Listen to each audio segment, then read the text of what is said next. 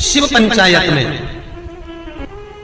गुड़, चावल, लाल फूल और लाल मिर्ची के 11 दाने पानी के कलश में तांबे के लोटे में लेकर हाथ को ऊंचा कर कर नेत्र, नासिका, वक्षस्थल के सम्मुख में जो सूर्य नारायण को अर्घ देता है, जल चढ़ाता है, पर जो सूर्य को अर्घ रविवार के दिन दे देता है, अगले रविवार तक पैसे की आवक आना प्रारंभ हो जाती है। जो आज तक फोन नहीं उठाता वो फोन उठाना चालू कर देता है। ब्रह्मा जी बोले आकाशवाणी झूठी है, ना मानो तो केतकी के फूल से पूछो। भगवान विष्णु ने केतकी के फूल को हाथ में लिया और पूछा, बोल केतकी, क्या ब्रह्मा जी को सिर मिल गया शंकर भगवान का? केतकी का फूल बोला, हाँ, ब्रह्मा जी को भगवान शंकर का सिर मिल गया। भगवान शिव जी की आकाशवाणी हो गई, केतकी के पुष्प। तू झूठ बोल रहा है। हे केतकी के पुष्प, मैं तुझे श्राप देता हूं, सारे देवताओं पर तू चढ़ेगा पर शंकर पर कभी नहीं चढ़ेगा।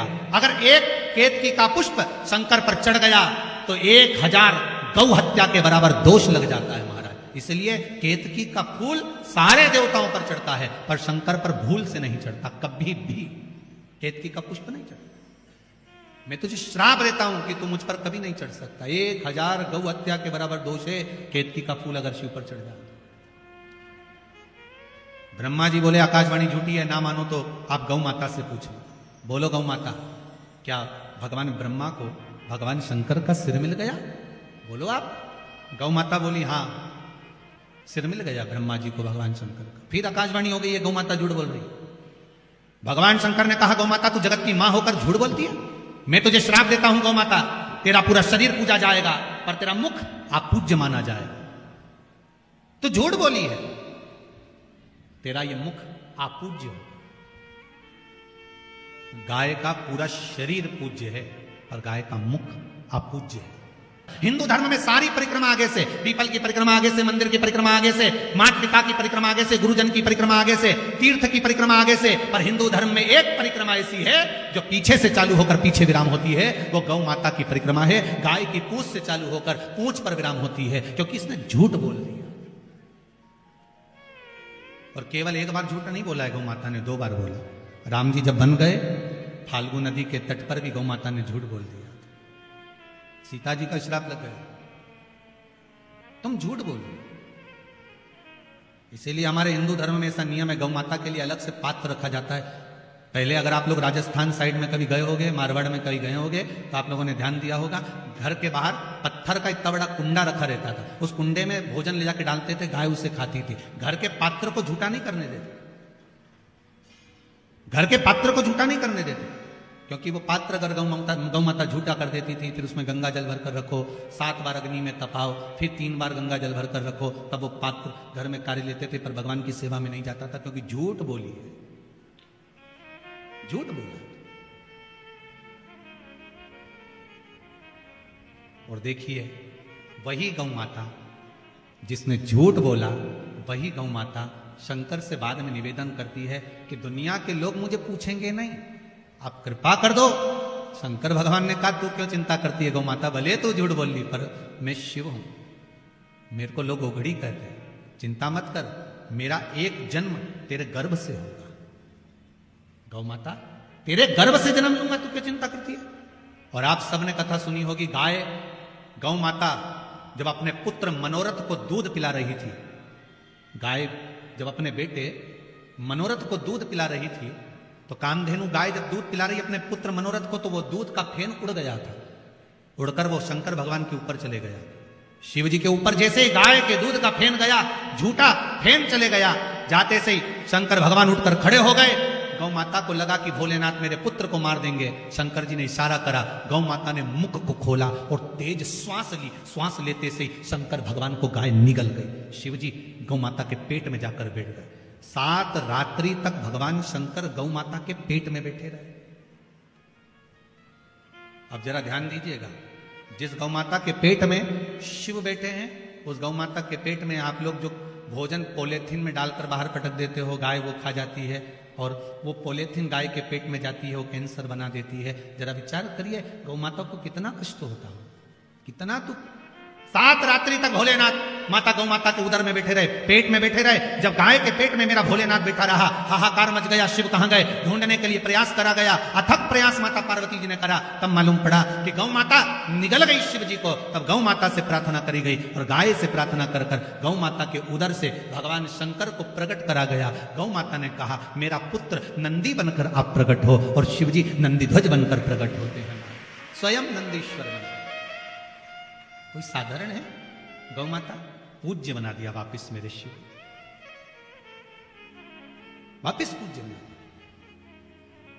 शंकर है ही ऐसा, मेरा ओगरदानी, मेरा शिव है ही ऐसा।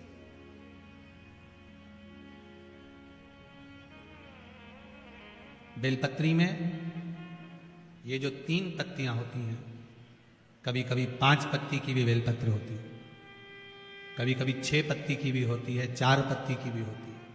उस बेलपत्र का बड़ा महत्व होता है महाराज।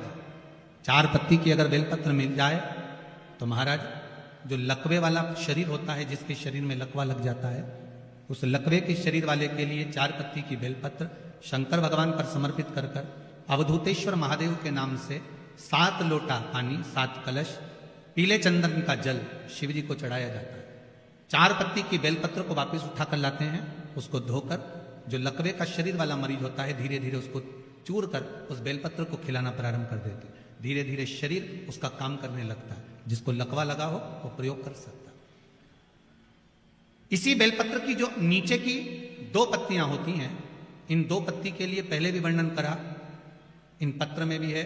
किसी माता को इंजेक्शन लगते थे, इंसुलिन लगता था, पर बेलपत्री के सेवन करने से उनको अब इंसुलिन की जरूरत नहीं है शुगर लेवल में।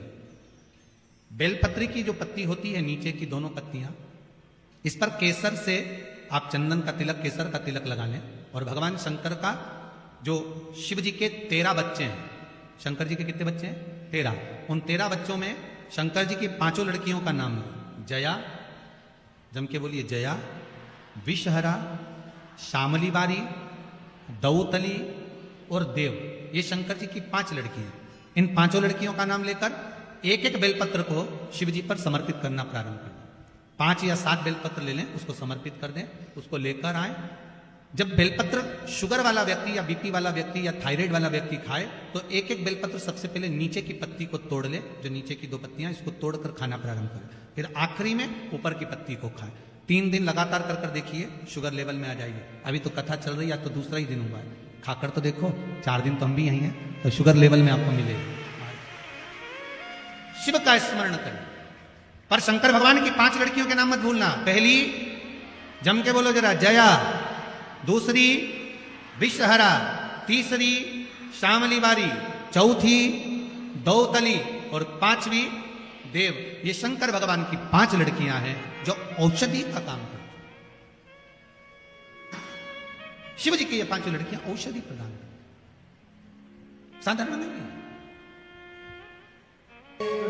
भगवान शिव की कथा कह रही है। शिव ओघड़दानी, त्रिकालदर्शी, कैलाशी, अविनाशी शिव। ब्रह्मा जी के सामने, भगवान शिव की साक्षी में, भगवान नारायण के सम्मुख में झूठ बोल दी है गौ माता। गाय ने झूठ बोल दी। अब आकाशवाणी कर रही है ये गाय माता झूठ बोल रही है, ये झूठ कर। ब्रह्मा जी बोले ये आकाशवाणी झूठी है, ये आकाशवाणी जो हुई है ये झूठी है, क्रोध आ गया। महाराज शिव महापुराण की कथा कर रही है। जैसे ही सुना कि आकाशवाणी झूठी है, भगवान शंकर भगवान को क्रोध आ गया और शिव को क्रोध आया। और भोलेनाथ जी ने उसी समय भोलेनाथ जी ने अपने चरण का नख तोड़ा और पैर का नख तोड़कर भगवान उस नख को फेंका। काल भैरव प्रकट कर गए। काल भैरव प्रकट हो गए।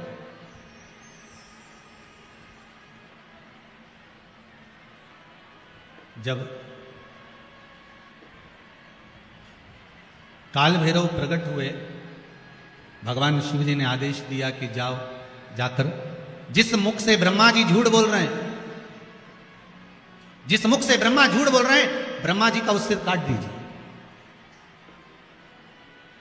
फिर ध्यान देना, शंकर भगवान को प्रसन्न करने का सबसे सुंदर तरीका है एक लोटा जल। पर एक लोटा जल ना हो तो बेलपत्र, बेलपत्र ना हो तो 3 बार ताली, 3 बार ताली ना हो तो बम बम भोले, और ये भी ना हो तो अपने जीवन में दिन भर में कम से कम एक बार सत्य बोलो। दिन भर में एक बार कितना बोलना है? एक बार बोल लो, बहुत है। जीवन का सबसे ज्यादा सुख सत्य बोलने में प्रकट होता है। सत्यम शिवम सुंदरम, सत्य प्रिय है मेरे भोलेनाथ। हर हर महा, भगवान की प्रियता सत्य में, सत्य में प्रियता मेरे शंकर भगवान की कथा कर रही, ओगढ़धानी त्रिकालदर्शी मेरे कैलाशी की कथा कर रही, मेरे बाबा की कथा कहती है। भगवान शिव काल भैरव को प्रकट करे, काल भैरव ने ब्रह्मा जी का सिर काट दिया, सिर लुढ़कता गया, लुढ़कता गया, लुढ़कता गया, तो भी वो मस्तक झूठ बोलता रहा। मस्तक अभी भी झूठ बोल रहा है कि आकाशवाणी झूठी है। अब सिर कट गया, सिर कटने के बाद भी सिर लुढ़कता लुढ़कता झूठ बोलता गया। ब्रह्मा जी के रक्त, जो सिर कटने पर जो रक्त निकला, वो रक्त से एक नदी प्रकट हो गई जिसका नाम है कर्मनाशा। कौन सी नदी है? जरा जम के बोलिए। कर्मनाशा नदी प्रकट हो गई। भगवान शिव ने कहा ये कर्मनाशा नदी ब्रह्मा जी के सिर कटने पर प्रकट हुई है। ये कर्मनाशा नदी भारत की भूमि पर एक ऐसी नदी है जिस नदी पर कुत्ता भी पानी नहीं पीता। भारत की भूमि पर केवल एक नदी ऐसी है जिस पर पक्षी भी अपनी चोंच उस नदी के पानी को नहीं लगाता, वो कर्मनाशा। इलाहाबाद से काशी के बीच में बहने वाली ये नदी वैसे तो 14 किलोमीटर की है, पर आजकल अगर लोग नेट पर सर्च करते हैं तो वो 20 किलोमीटर की दिखती है। अब हो सकता है उसका विस्तार हुआ हो, पर शिव महापुराण में, लिंग पुराण में वो 14 किलोमीटर की। एक कर्मनाशा नदी जिस पर यूपी गवर्नमेंट ने बड़े बड़े बोर्ड लगा कर रखे हैं, इसमें हाथ ना धोइए, इसमें पांव ना धोइए, इसका स्पर्श ना करिए, ये कर्मनाशा है। 7 पीढ़ी में किसी ने उद्यापन करा हो, दान करा हो, कन्यादान, वस्त्र दान, मुद्रा दान, स्वर्ण दान, अन्न दान, उपास, व्रत, कुछ भी करा होता है, 7 पीढ़ी में अगर किसी ने करा हुआ है और उस पीढ़ी का व्यक्ति अगर कर्मनाशा नदी को छू लेता है, उसका पानी का स्पर्श हो जाता है, तो 7 पीढ़ी में करा गया सारा कर्म नष्ट हो जाता है। वो कर्मनाशा नदी आज भी बहती है, जो ब्रह्मा जी के रक्त से बहती। विद्वान लोग आज भी उस नदी के पास नहीं जाते, उस नदी के करीब में नहीं पहुंचते।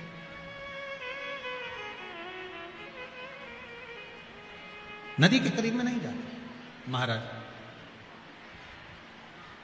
शंभो शरणे पड़ी, एक निवेदन अगर आप लोग स्वीकार करें तो, सभी लोग अगर स्वीकार करें तो बैठे बैठे ही थोड़ा थोड़ा सा खसक जाइए।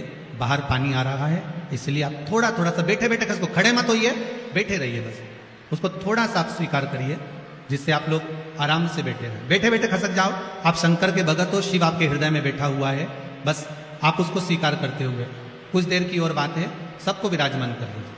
हर हर महा शंभो शरणे पड़ी, मांगू घड़ी रे घड़ी दुख आपो, दया करी निदर्शन आपो, दया करी निदर्शन आपो। भगवान ओगढ़दानी त्रिकालदर्शी कैलाश। हर हर महा, हर हर महा। भगवान शंकर ओगढ़दानी त्रिकालदर्शी मेरे शिव ने कृपा करी और काल भैरव प्रकट होकर ब्रह्मा जी का सिर काट दिए, ब्रह्मा जी का मस्तक कटा। भगवान ब्रह्मदेव ने क्षमा याचना करी, क्षमा याचना करी, तब भगवान विष्णु ने कहा क्या चाहते हो ब्रह्मदेव? ब्रह्मा जी बोले प्रभु बस इतनी कृपा कर दो महाराज, एक करुणा थोड़ी सी कर दीजिए, जो मेरा सिर कटा है, वो कटा हुआ सिर संसार में इसको लोग बुरा ना कहें, इससे नफरत ना करें, ऐसी कृपा कर। भगवान ने कहा क्या करना चाहिए? भगवान विष्णु बोले प्रभु आप तो सामर्थ्यवान हैं, आप सब कुछ कर सकते हैं। भगवान उसी समय पर ब्रह्मा जी के कटे हुए सिर को वट वृक्ष बना देते। काय का वृक्ष बनाया है? वट वृक्ष। भगवान शंकर ने कहा, सुनो ब्रह्मा जी, ए ब्रह्मदेव, तुम्हारा जो सिर कटा है ये वट वृक्ष के नाम से पूजा जाएगा। इस बड़ के पेड़ के नीचे लोग पिंडदान करेंगे, तर्पण करेंगे, भजन करेंगे, स्मरण करेंगे और मेरी भक्ति को धारण करेंगे। शिव जी स्वयं उस वट के पेड़ के नीचे विराजमान हुए। शंकर जी का एक नाम हो गया वटकेश्वर महादेव। क्या नाम पड़ा है? वटकेश्वर महादेव। महाराज, जिसका कर्जा ज्यादा बढ़ जाता है, आवक रुक जाती है, कोई कर्जा ज्यादा हो गया, पैसे नहीं आ रहा है, अदालत में कोई केस चल रहा है, निपट नहीं रहा, तो उसके लिए वटकेश्वर महादेव का पूजन किया जाए। लिंग पुराण में लिखा है कि वटकेश्वर पूजन जो होता है वो भगवान बड़ के पेड़ के नीचे शिवलिंग का निर्माण कर कर या बड़ के पेड़ के नीचे कोई शंकर भगवान का शिवलिंग हो, वहां पर इस पूजन को किया है। जिस व्यक्ति पर कर्जा ज्यादा हो जाए या अदालत में या कहीं कोर्ट केस हुआ हो या तकलीफ आ रही हो, तो वटकेश्वर महादेव का पूजन मान्य। छोटे से शिवलिंग का निर्माण वट वृक्ष के नीचे करें। और पहले भी आप लोगों को कहा है, ज्यादा बड़ी मूर्ति घर के अंदर ना हो। प्रयास करिएगा अंगुष्ठ आकृति के बराबर की मूर्ति हमारे घर के अंतर्गत हो। और अगर बड़ी मूर्ति भी आपके घर में है तो इसका मतलब ये नहीं कि आप उसको निकाल दें, उसको भी पूजन में रखो, वो अपनी पुरातन उसका भी स्मरण करें। पर प्रयास करो कि बाजार से कोई नए देवता की मूर्ति ज़्यादा एकत्रित नहीं करना। आज के ज़माने में बड़ी बड़ी परेशानी है। जिस तीर्थ में जाते हो वहाँ से मूर्ति लेकर आ जाते हो। बद्रीनाथ जी घूमने गए तो बद्रीनाथ जी को लिया, द्वारका जी गए तो बोलते जाओ जरा, द्वारका जी को लिया, जगन्नाथ जी गए जगन्नाथ जी को लिया। इतने सारे देवता घर में रखे हैं। अब भगवान की पूजन हो रही नहीं हो रही, थोड़ी बहुत पूजन हुई, थोड़ी बहुत नहीं। अब छोटी जगह में, अब जैसे आप लोग अगर पास में आप लोगों को बिठा दिया जाए तो परेशानी होती कि नहीं होती? जम के तो बोलो जरा, होती है ना।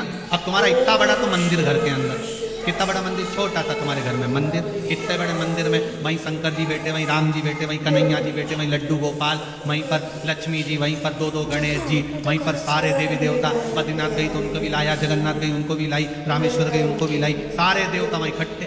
और सुबह से उठ कर गई, इतनी सी शक्कर ले गई। अब इतनी सी शक्कर भगवान के सामने रख दी और आरती उतार दी। अब सारे देवता आपस में सोच रहे कि तुम खाओगे कि हम खाएंगे। इसलिए शास्त्र कहता एक साधे सब सधे, सब साधे विश्व। एक को साध लो, सब। हमारे देव महादेव को जो जल चढ़ाते हो ना, 33 कौ की देवताओं को जल प्राप्त हो जाता है। ब्रह्मा भी उसी में है, विष्णु भी उसी में है, इंद्र भी उसी में है, देवी भी उसी में है, देवता भी उसी में, सब उसी में विराज। कहीं हमें भटकना नहीं, उसको ढूंढने, सब उसी के भीतर विराज। एक बेलपत्री का पत्ता, मात्र एक बेलपत्री का पत्ता, जिसके भीतर ब्रह्मा भी है, विष्णु भी है, शिव भी है।